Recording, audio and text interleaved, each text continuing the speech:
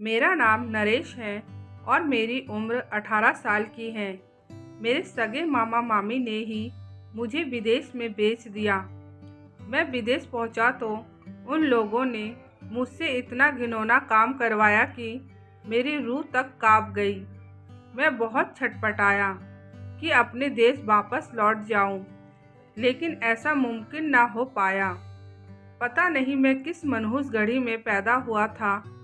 मेरे पैदा होते ही मेरी माँ चल बसी, जिस वजह से मेरे पापा मुझे प्यार नहीं करते थे।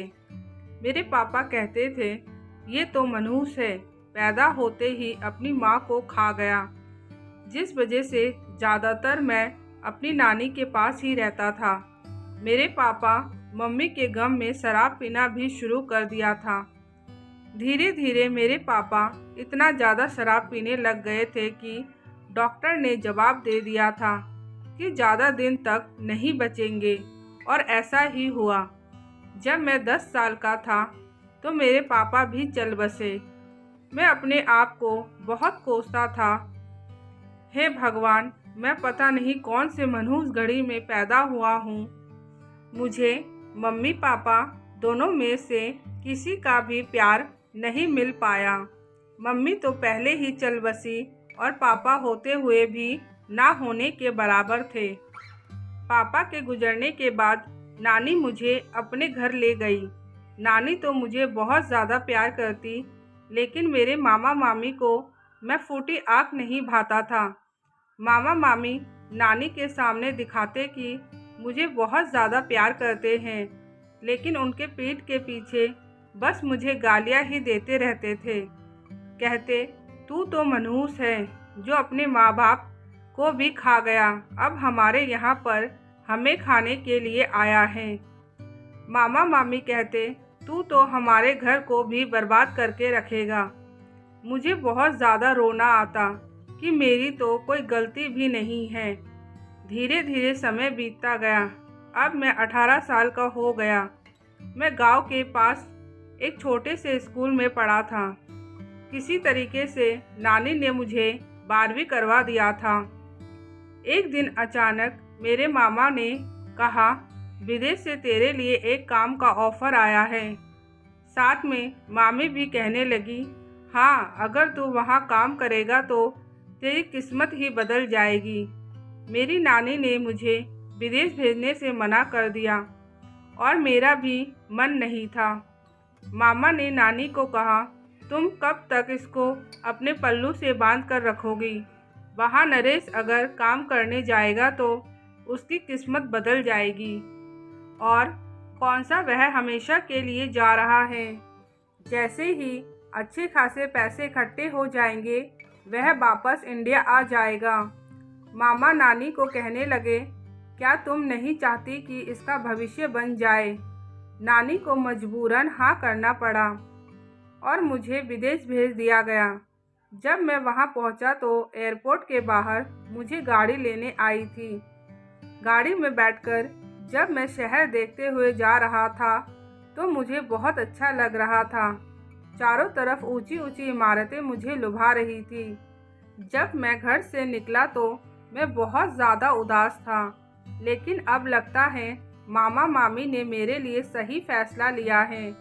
शायद मैं यहाँ काम करके कुछ अच्छे खासे पैसे इकट्ठा कर लूँगा। उसके बाद अपनी नानी को दुनिया की सारी सुख दूँगा। मैं ये सब सोच ही रहा था कि गाड़ी एक बंगले के पास जाकर रुकी और मुझे गाड़ी से उतरने के लिए बोला गया। जो ड्राइवर मुझे लेकर आया था वही मुझे अंदर लेकर गया। ऊपर से एक मैडम उतरकर आई और मुझे ऊपर से लेकर नीचे तक देखने लगी।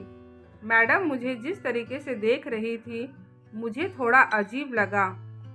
उसके बाद मैडम ने एक नौकर को बुलाया और मुझे रूम दिखाने के लिए बोला गया।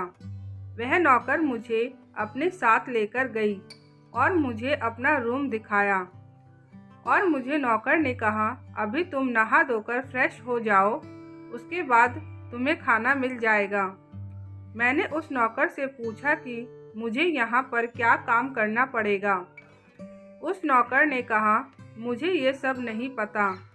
मैडम जी तुम्हें बताएंगी तुम्हें क्या काम करना है। मैं नहा धोकर फ्रेश हो गया। उसके बाद मैंने खाना भी खा लिया। मैं सफ़र में इतना थक गया था कि खाना खाने के बाद मैं तुरंत सो गया। जब मैं नींद से उठा तो मैंने बाहर देखा कि रात हो गई है। मेरे पास एक नौकर आया और कहने लगा कि तुम्हें मैडम बुला रही है, चलो मेरे साथ।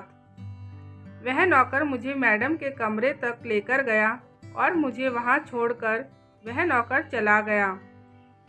जब मैं वहां पहुंचा तो मैडम जी एक नाइटी पहनी हुई थी। मुझे बहुत अजीब लग रहा था। मैं सोचने लगा मैडम जी ने मुझे इतनी रात को क्यों बुलाया है।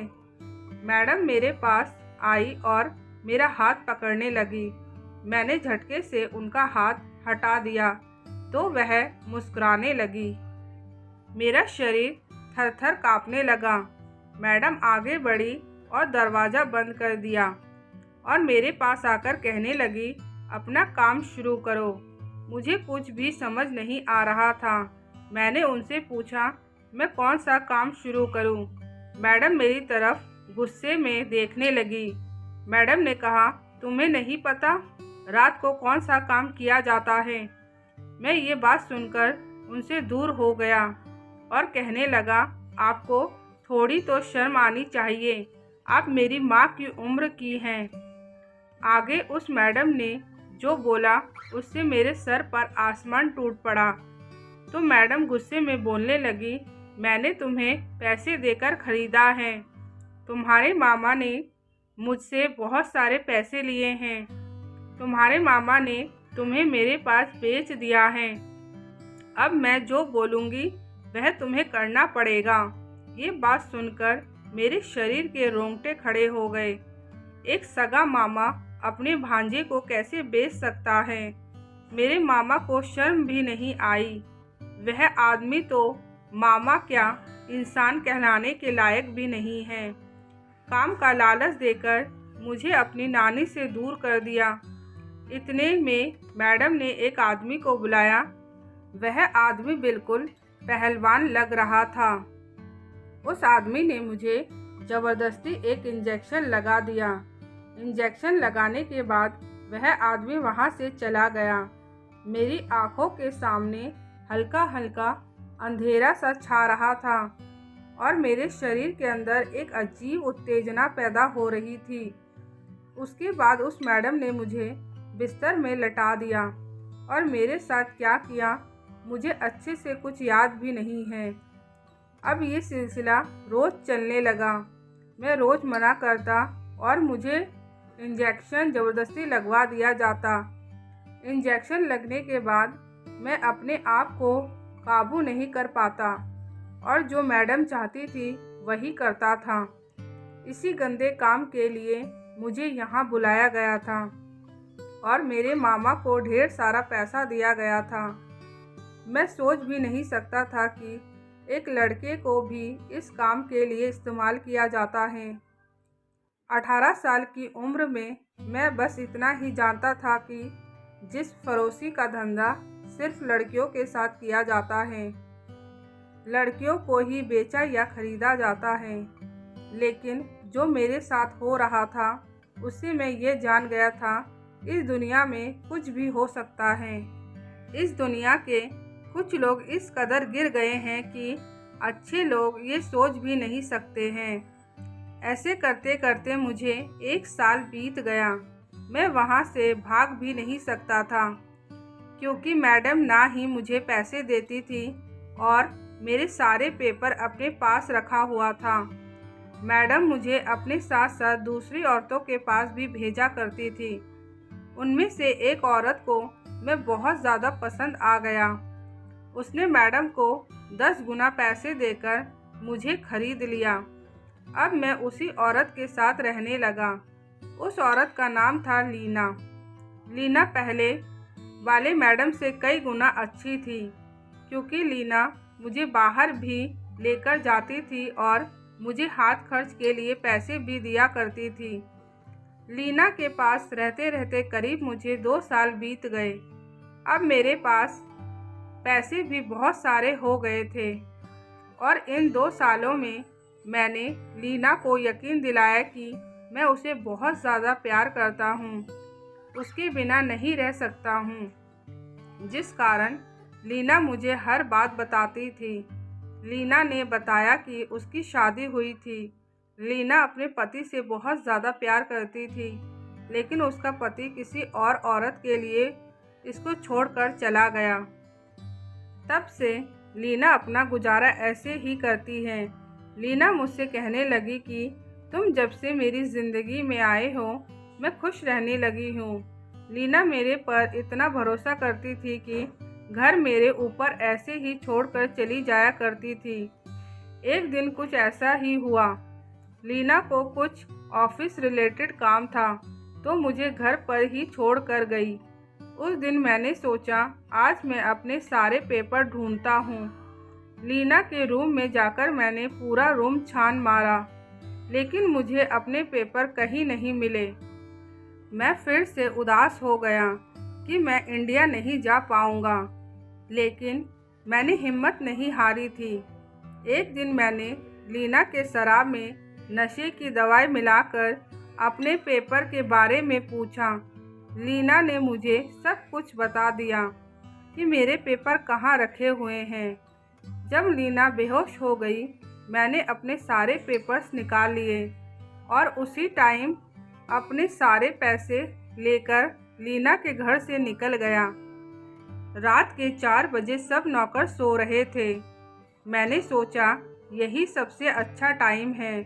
मुझे इन 3 सालों में इस शहर के बारे में सब कुछ पता हो चुका था। मैं एक होटल में गया और वहाँ रुक गया। उसी होटल से मैंने अपना टिकट बुक किया। 2 दिन तक उस होटल में रहा। उसके बाद मैं एयरपोर्ट पहुंचकर इंडिया आने वाले प्लेन में बैठ गया।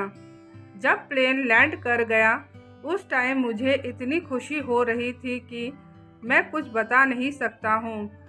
बस मुझे अपनी नानी याद आ रही थी कि जल्दी से इंडिया पहुँचूँ और जल्दी से उड़कर अपनी नानी के पास पहुँच जाऊँ।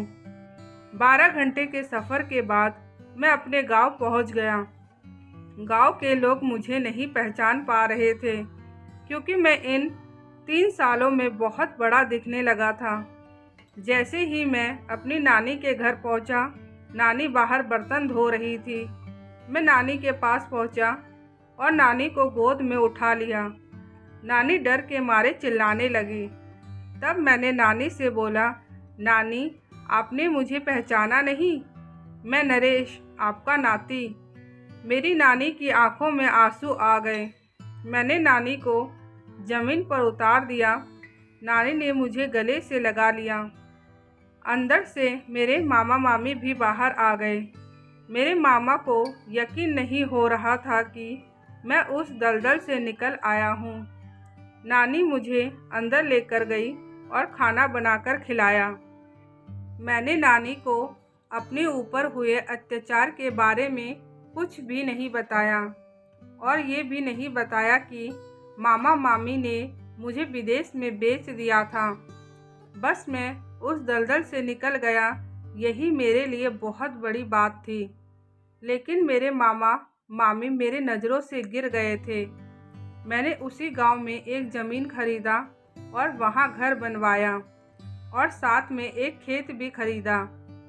घर बनने के बाद नानी को मैं अपने घर लेकर आ गया। अब नानी मेरे साथ ही रहती हैं। मैं आज़ाद होकर इतना खुश था कि उस खुशी को मैं बयां नहीं कर सकता था। मैं नरेश और ये थी मेरी कहानी।